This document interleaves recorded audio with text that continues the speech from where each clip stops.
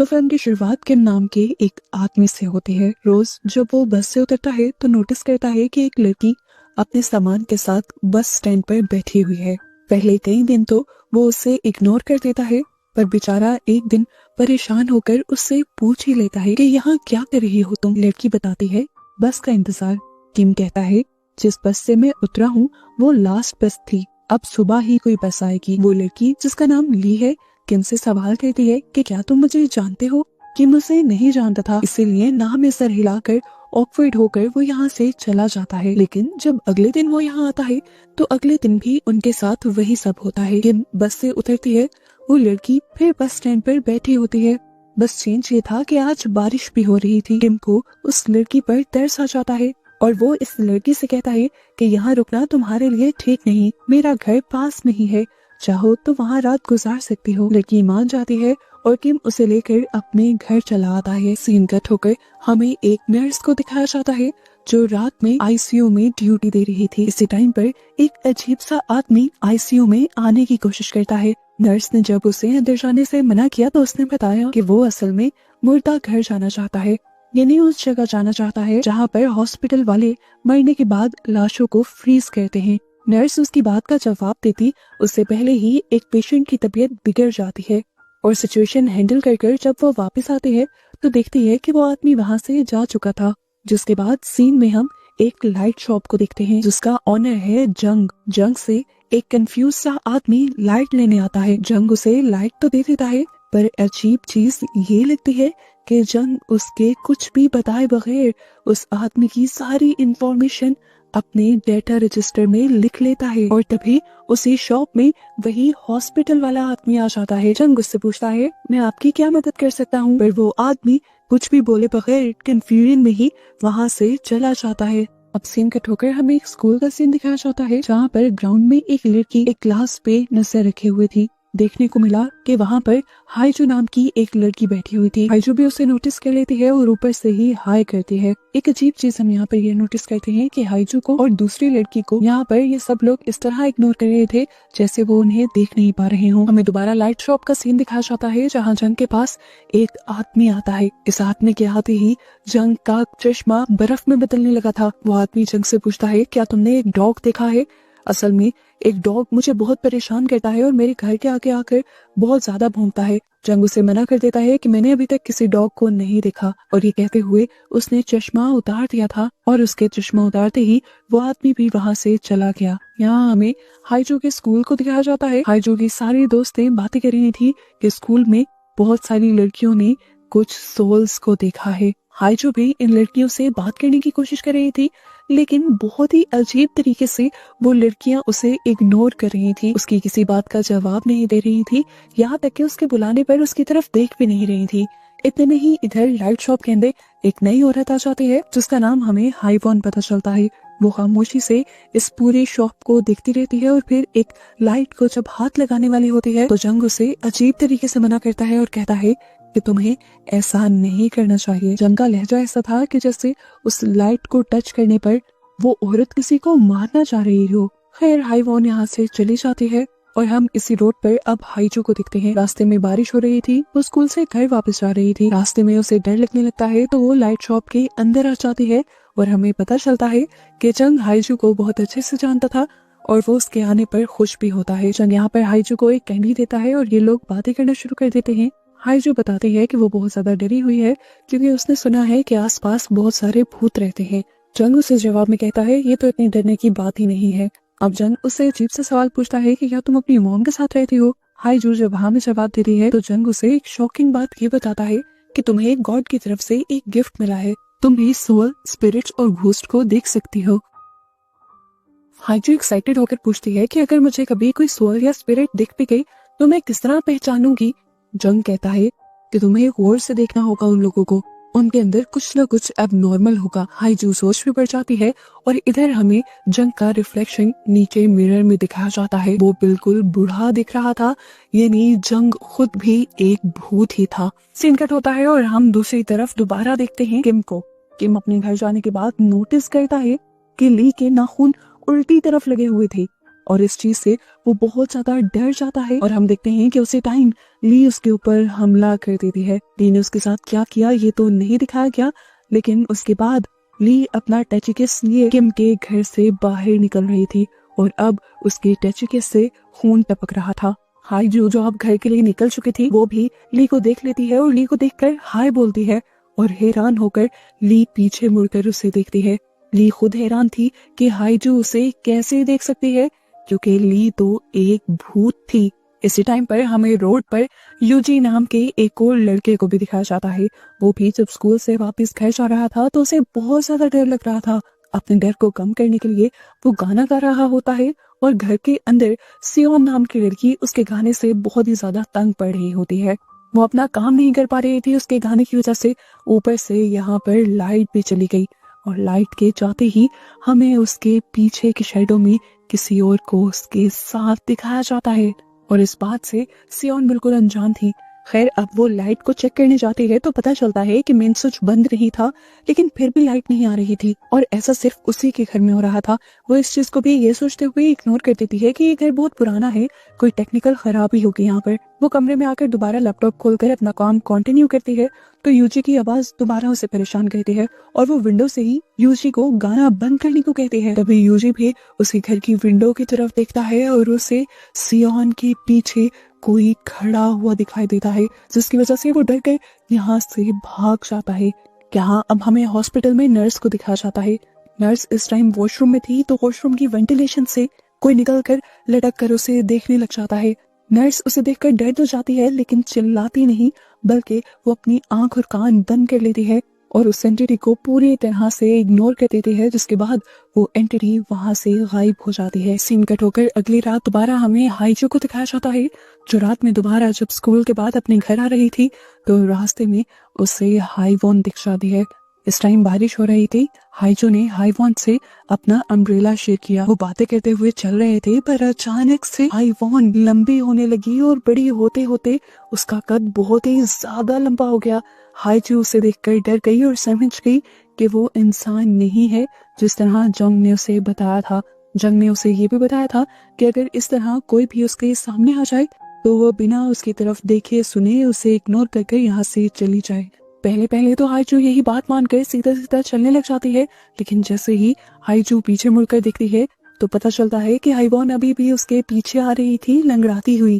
जंग को भी इस सब के बारे में पता चल जाता है, इसीलिए वो भाग कर अपनी लाइट शॉप से बाहर निकलता है। वो हाईजू को फौरन से अपने घर जाने को कहता है और यहाँ हाईवॉन के सामने अपना चश्मा निकालता है तो हाईवॉन उसकी आंखें देखकर डर जाती है और यहाँ से चली जाती है। इधर अगले दिन अब यूजी भी स्कूल से जब घर जा रहा था तो रास्ते में उसे ली दिख जाती है। ली के पास उसने सूटकेस भी नोटिस किया, लेकिन ये नहीं नोटिस किया कि सूटकेस में से अभी भी ब्लड निकल रहा है।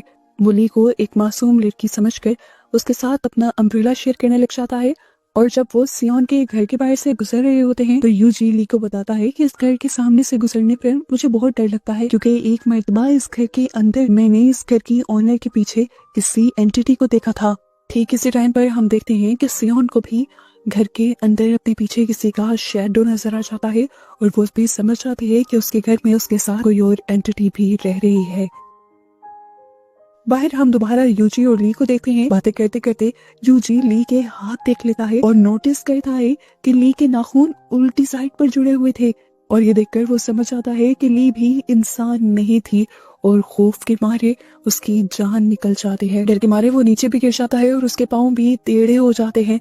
वो जोर जोर से कांपने लग जाता है और ली उससे पूछती है क्या तुम ठीक हो? यूजी उसकी किसी बात का जवाब नहीं देता और लंगड़ाते हुए यहाँ से चला जाता है, जिसके बाद ली उस लाइट शॉप के अंदर आ जाती है।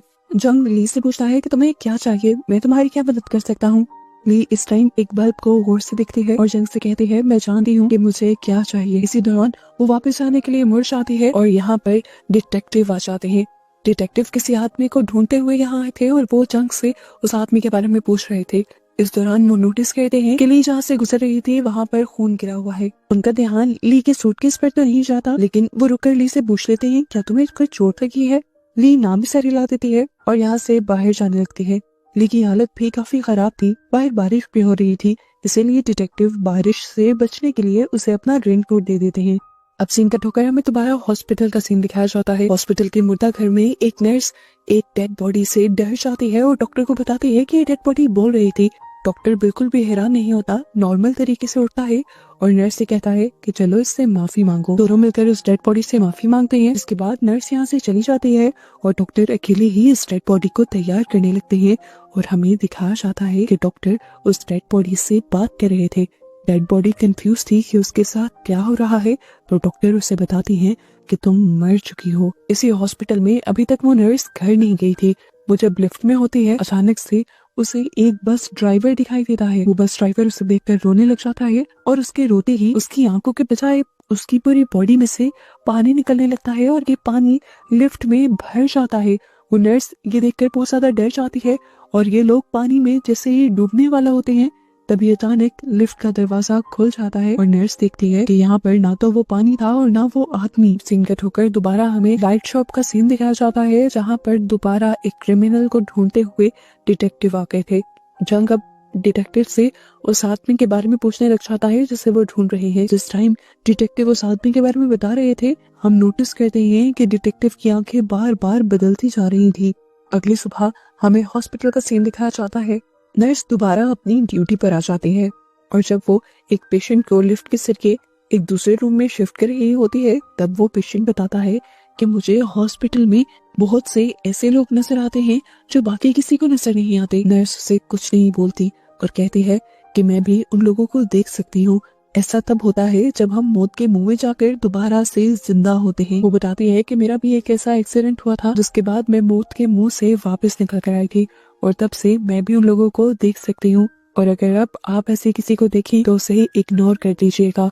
इसके बाद नर्स उसे आईसीयू के एक रूम में ले आती है और यहाँ आईसीयू के रूम में हम बहुत सारे पेशेंट्स को देखते हैं जो कि कोमा में थे। हैरानी की बात थी कि ये सारे पेशेंट्स वही कैरेक्टर थे जिन्हें हम काफी देर से इस सीजन में देखते आ रहे हैं। यानी यहाँ पर एक बहुत बड़ा ट्विस्ट ये है कि हम जिन लोगों को देख रहे हैं वो जिंदा नहीं है, असल में उन कैरेक्टर्स की सोल हमें दुनिया में भटकती हुई दिखाई जा रही थी क्योंकि ना तो वो मरे थे और ना ही जिंदा थे, वो कोमा में थे, इसीलिए उनकी सोल्स दुनिया में भटक रही थी। अब फाइनली हमें हाइजू को दिखाया जाता है। हाइजू हर मर्तबा लाइट शॉप से अपनी मॉम के लिए एक बल्ब लाया करती थी, लेकिन अजीब बात ये थी कि जब भी वो घर पर आकर वो बल्ब लगाती थी वो बल्ब फौरन से खराब हो जाता था। इस तरह उनकी डस्टबिन के अंदर बहुत सारे बल्ब जमा हो गए थे। हाइजू की मॉम इस टाइम उदास होती है तो हाइजू उन्हें गले लगा लेते हैं और इस टाइम एक बहुत ही अजीब चीज हाइजू फील करती है कि अचानक से उनकी मॉम के अंदर से बहुत से फूलों की खुशबू आने लगी थी। सीन कट होकर हमें असल दुनिया का सीन दिखाया जाता है। हम उस डॉक्टर को देखते हैं जो एक डेड बॉडी को बता रहा था कि तुम मर गई हो। वो डॉक्टर किसी और से नहीं बल्कि हाइजू की मॉम से बात कर रहा था और इस टाइम वो हाइजू की मॉम की ही डेड बॉडी को तैयार कर रहा था। उसकी डेड बॉडी के इर्द गिर्द फूल लगा रहा था जिसकी वजह से अब हाइजू की मॉम के अंदर से खुशबू आ रही थी। मतलब साफ है कि हाइजू की मॉम और हाइजू भी उस टाइम सोल्स की दुनिया में है। आखिर ये लोग सोल्स की दुनिया में आए कैसे थे? यहाँ पर ये मिस्ट्री खुलती है और कहानी पास्ट में जाती है। हम इस सीजन में दिखाए गए सभी कैरेक्टर्स को देखते हैं जो अपनी अपनी रूटीन फॉलो कर रहे थे। सबसे पहले हम किम को देखते हैं। किम अपने फियांसे से मिलने के लिए जा रहा था और किम की फियांसी कोई और नहीं थी बल्कि ली थी। जिसके बाद हमें हाईवॉन और सियोन को दिखाया जाता है और हमें पता चलता है कि ये दोनों एक साथ ही रहते हैं। और फाइनली अब हम हाइजू और उसकी मॉम को भी देख लेते हैं। हाइजू की मॉम हाइजू का बहुत ज्यादा ख्याल रखती थी। हमेशा हाइजू के डैड उसे लेने के लिए आया करते थे, लेकिन क्योंकि उस दिन हाइजू के डैड बिजनेस ट्रिप पर गए हुए थे तो इसीलिए हाइजू की मॉम खुद हाइजू को लेने आई थी। और यही इस स्कूल से निकलते हुए हमें यूजी को भी दिखा दिया जाता है। यूजी आकर एक बस में बैठता है जिसमें पहले से वही बस ड्राइवर था जिसे हम पहले देख चुके हैं। जिस टाइम वो नर्स के साथ लिफ्ट में था और पानी भरता जा रहा था। इस टाइम ड्राइवर नोटिस करता है कि बस की ब्रेक्स सही से काम नहीं कर रही, फिर भी वो इन्हें रिपेयर नहीं करता क्योंकि बस के निकलने का टाइम हो रहा था। और इस टाइम इस बस में सभी मेन कैरेक्टर्स भी थे। बस चल पड़ती है, बारिश हो रही थी, अचानक बस का बैलेंस बिगड़ता है, टायर पंचर हो जाता है, ब्रेक काम नहीं करती और बस जाकर ब्रिज तोड़ते हुए पानी में गिर जाती है। ली जो इस टाइम अगले टर्मिनल पर बस का वेट कर रही थी ताकि उसमें से किम निकले, वो ये एक्सीडेंट देखकर टूट जाती है। एकदम से सबकी जिंदगियां दांव पर लग जाती हैं। इमरजेंसी में सबको हॉस्पिटल लाया जाता है और सबकी हालत बहुत ज्यादा खराब होती है। हमें पता चलता है कि हॉस्पिटल तक आते आते हाइजू की मॉम और हाईवॉन दोनों की ही मौत हो चुकी थी और बाकी सब भी बिल्कुल ठीक नहीं थे। बाकी सब भी कोमा में थे। किम के मॉम डैड इस टाइम बहुत ज्यादा परेशान थे किम के लिए। ली किम की मॉम को मैसेज करती है ली की हालत पूछने के लिए, तो गुस्से में आकर किम की मॉम उसे कह देती है कि किम मर गया, क्योंकि वो नहीं चाहती थी कि ली किम के साथ रहे, क्योंकि ली सुन और बोल नहीं सकती थी और उसके इस दुनिया में किम के अलावा कोई और था भी नहीं। किम की मौत की खबर सुनकर वो टूट जाती है और अपनी जान ले लेती है। यानी हमें पता चलता है कि सोल्स की दुनिया में 3 लोग मर चुके थे और बाकी सब जिंदगी और मौत के दरमियान वाले फेस में थे। ली ने सुसाइड की थी और सुसाइड इतने दर्दनाक तरीके से की थी कि उसके हाथ के नेल्स तक टूट गए थे। इसी वजह से सोल्स की दुनिया में उसके नेल उल्टे लगे हुए थे। अब सीन कट होकर दोबारा प्रेजेंट में आ जाता है और हमें वही सोल्स वाली दुनिया दिखाई जाती है। हम ली को उसी बस स्टैंड पर वेट करता हुआ दिखते हैं जैसे वो अपने मरने से पहले कर रही थी। बस में से किम निकल कर आता है। असल में वो किम नहीं है, किम की सोल है, जो अब ये भी भूल चुका है कि ली उसकी फियांसी हुआ करती थी। हर रोज की तरह वो ली को देखता है, ये सोचता है कि ली उसे गौर से क्यों देख रही है और यहाँ से चला जाता है। हमेशा थोड़ी ही दूर जाने पर किम गिर जाया करता था, क्योंकि असली दुनिया में उसकी दोनों टांगे टूट गई थी। इसीलिए इस सोल वाली दुनिया में भी वो सही से चल नहीं पा रहा था। इस सोल की दुनिया में किम का बार बार बस से निकलना, थोड़ा सा दूर जाकर गिर जाना और ली का फिर उसे संभालना, ये सब एक लूप में चल रहा था। किम हमेशा उसे संभाल कर अपने घर लेकर जाया करती थी और रोज उसकी टांगे सिल दिया करती थी ताकि वो इस सोल वाली दुनिया में भी चल सके और असली दुनिया में भी जल्द ही ठीक हो जाए। यानी ली को जहां हम पूरी मूवी में एक किलर समझते आए हैं, असल में वही किम की सबसे अच्छी हमदर्द थी। सीन कट होकर अब हमें सियोन को दिखाया जाता है, जो अब अपने अंधेरे घर में थी। काफी देर लाइट नहीं आती, वो पागल सी होने लगती है और जैसे ही वो गिरती है तो उसे अपने एक्सीडेंट के बारे में सब कुछ याद आ जाता है। उसे याद आता है कि उसे बचाने के लिए उसकी दोस्त हाईवॉन ने उसे पीछे से पकड़ लिया था। ये जानकर वो बहुत ज्यादा रोने लग जाती है और हाईवॉन उसे दिलासा देती है। यहाँ पर डिटेक्टिव भी सीक्रेट ऑन करने के लिए अपना लाइटर ऑन करता है और जैसे ही रोशनी में थोड़ा सा उसे अपना साया नजर आता है तो वो दिखता है कि उसका आधा सर गायब था। वो डर कर लाइट शॉप के अंदर चला जाता है और वो जंग से इन सारी चीजों के बारे में पूछता है कि ऐसे अजीब अजीब काम उसके साथ ही क्यों हो रही है। वो जंग से एक और भी सवाल करता है कि इस दुनिया में कभी सुबह क्यों नहीं होती, हमेशा रात ही क्यों रहती है। उसकी बातों के जवाब में जंग कुछ नहीं बोलता बल्कि अपनी ऐनक निकाल देता है और हम पहली मर्तबा उसकी डिमोनिक आईज को देखते हैं। यहाँ के देखकर डिटेक्टिव समझ गया था कि जंग कोई इंसान नहीं है और वो ये भी जान गया था कि वो भी अब इंसान नहीं रहा। डिटेक्टिव को अपना एक्सीडेंट तो याद था, लेकिन अब वो जंग से जंग की कहानी पूछता है कि तुम यहाँ पर कैसे आए थे। जंग बताता है कि सालों पहले जब एक सिलसिला आया था तो हमारी बिल्डिंग गिर गई थी। उस बिल्डिंग में मैं और मेरी बेटी दोनों ही अंदर दब गए थे। मैंने अपनी बेटी को ढूंढने की और निकालने की बहुत कोशिश की, पर जब मैं नहीं निकाल पाया तो मैं इस शॉप में मदद मांगने के लिए आया।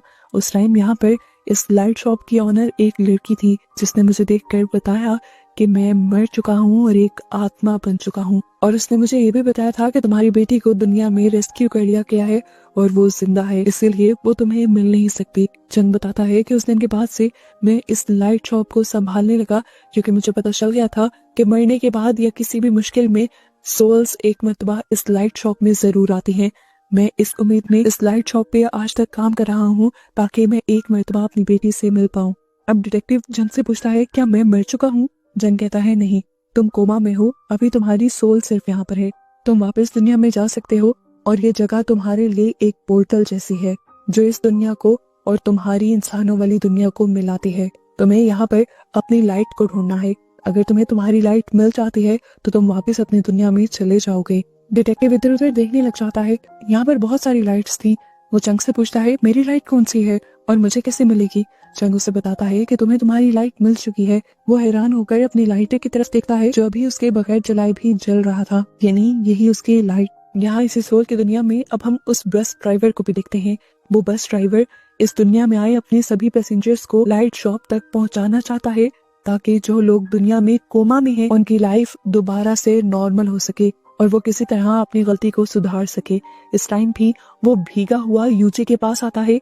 उसे लाइट शॉप तक ले जाने के लिए, ताकि यूजी अपनी लाइट ढूंढकर अपनी दुनिया में वापस जाए और नॉर्मल लाइफ गुजारे। वो यूजी को सारी बात बता देता है कि इस टाइम इस दुनिया में तुम असल नहीं हो, यहाँ पर तुम्हारी सोल है। वो उससे अपने किए की माफी भी मांगता है और फिर वो ड्राइवर उसे लेकर लाइट शॉप के अंदर आ जाता है। लाइट शॉप के अंदर आते ही पहली ही नजर में यूजी को अपनी लाइट मिल जाती है। उसे अपनी लाइट का इस तरह पता चला था कि बाकी सारी लाइट्स उसे मध्यम नजर आ रही थी और उसकी वाली लाइट उसे ब्राइट नजर आ रही थी, यानी तेज नजर आ रही थी। जैसे ही यूजी उस लाइट को हाथ लगाता है, वो लाइट और भी ज्यादा चमकने लग जाती है और जंग उसके पास आकर कहता है, उम्मीद है कि हम दोबारा यहाँ नहीं मिलेंगे। नहीं, वो यूजी को उसकी दुनिया में भेज रहा था और अपनी तरफ से उसे बाय कह रहा था। इधर सीन कट होकर हमें दोबारा से किम और ली को दिखाया जाता है। इससे पहले कि लूप दोबारा से शुरू हो जाता, इस मर्तबा ली तेजी दिखाते हुए जल्दी से बस के अंदर चढ़ जाती है और किम को सारी बातें बता देती है कि तुम इस टाइम एक सोल की दुनिया में हो, मैं मर चुकी हूँ लेकिन तुम अभी भी अपनी दुनिया में जिंदा हो और इस टाइम कोमा में होने की वजह से तुम्हारी सोल यहाँ पर है, तुम्हें वापस अपनी दुनिया में जाना होगा। किम को ली की कही हुई बातें तो समझ आ रही थी, लेकिन उसे ये नहीं पता था कि ली है कौन और उससे ये सब क्यों कह रही है। एक्सीडेंट की वजह से वो ली को पूरी तरह भूल चुका था। यहाँ पर हम देखते हैं कि बस ड्राइवर सियोन को लेने के लिए आया था। वहाँ पर उसे सियोन की फ्रेंड भी मिल जाती है, जिससे वो माफी मांगता है उसकी मौत के लिए। सियोन की फ्रेंड उसे माफ कर देती है और वो अब सियोन की फ्रेंड से रिक्वेस्ट करता है कि प्लीज तुम उसे लाइट शॉप में भेज दो, उसकी जिंदगी के बचने की कुछ उम्मीद है, वो अभी पूरी तरह नहीं मरी। अगर वो लाइट शॉप में चली गई तो वो असली दुनिया में जिंदा हो जाएगी। ये सुनकर सियोन की दोस्त उससे वादा करती है कि मैं उसे लाइट शॉप में जरूर भेज दूंगी।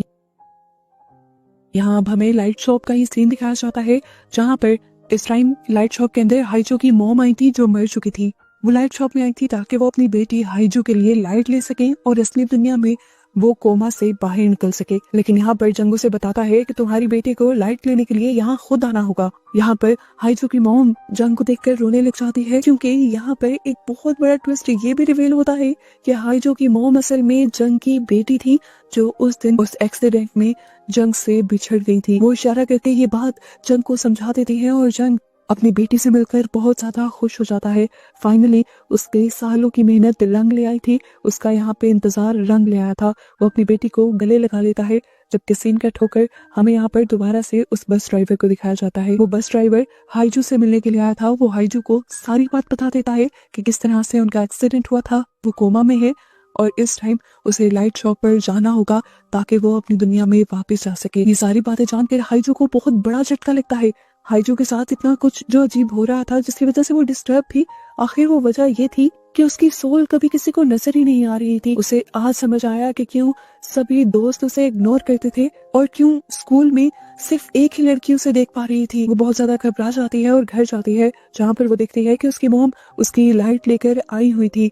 यहाँ पर हाइजू को ये बात पता चलती है कि उसकी मॉम असली दुनिया में मर चुकी है। ये जानकर वो पूरी तरह टूट जाती है और अपनी लाइट लेकर अपनी दुनिया में जाने से इनकार कर देती है। हाइजू अपने दोनों हाथ बांध चुकी थी, वो लाइट नहीं पकड़ती, लेकिन हाइजू की मॉम उसे गले लगाती हैं, प्यार करती हैं, बहुत सारा समझाती हैं और जबरदस्ती उसके हाथ में उसकी लाइट पकड़ा देती हैं। इधर सियोन की दोस्त ने भी सियोन को वादा कर करके लाइट शॉप भेज दिया था। लाइट शॉप में जाकर सियोन ने देखा कि उसकी लाइट बहुत ही मध्यम थी, यानी उसकी जिंदा बचने के चांसेस बहुत कम थे। अगर वो जिंदा बच भी जाती तो ज्यादा बीमार रहती और वहाँ पर दुखी भी रहती, क्योंकि उसकी दोस्त यहाँ इस दुनिया में थी। इसीलिए वो वापस अपनी दुनिया में जाने से मना कर देती है और अपने घर वापस आ जाती है और अपनी दोस्त को बताती है कि आज के बाद वो कभी यहाँ से नहीं जाएगी। इधर हमें दिखाया जाता है कि ली भी जबरदस्ती किम को खींचते हुए लाइट शॉप तक ले आई थी। किम अभी भी ली को पहचान नहीं पाता, लेकिन ली की बात मानते हुए लाइट शॉप के अंदर जाता है तो उसे भी अपनी लाइट मिल जाती है। उसके अपनी लाइट को टच करते ही यहाँ पर तेज रोशनी होती है और फाइनली किम अपनी दुनिया में चला जाता है और पीछे से ली बिलक बिलक कर रोने बैठ जाती है, क्योंकि वो जानती थी कि आज के बाद वो कभी किम को नहीं देख पाएगी। सीन कट होकर हमें असली दुनिया का सीन दिखाया जाता है, जहाँ पर फाइनली यूजी को ना सिर्फ होश आया था बल्कि वो पहले की तरह नॉर्मल भी हो गया था और यहाँ पर उससे मिलने के लिए वही नर्स आती है जिसे हमने मूवी के स्टार्ट में देखा हुआ है। हाइजू भी कोमा से बाहर आ गई थी, लेकिन हाइजू को दूसरी दुनिया में हुआ सब कुछ आज तक याद था। इसी वजह से वो बहुत ज्यादा दुखी थी, क्योंकि वो आखिरी मर्तबा अपनी मॉम से भी मिलकर आई थी। इस दुनिया में उसे अपनी मॉम की कमी बहुत ज्यादा फील होती थी।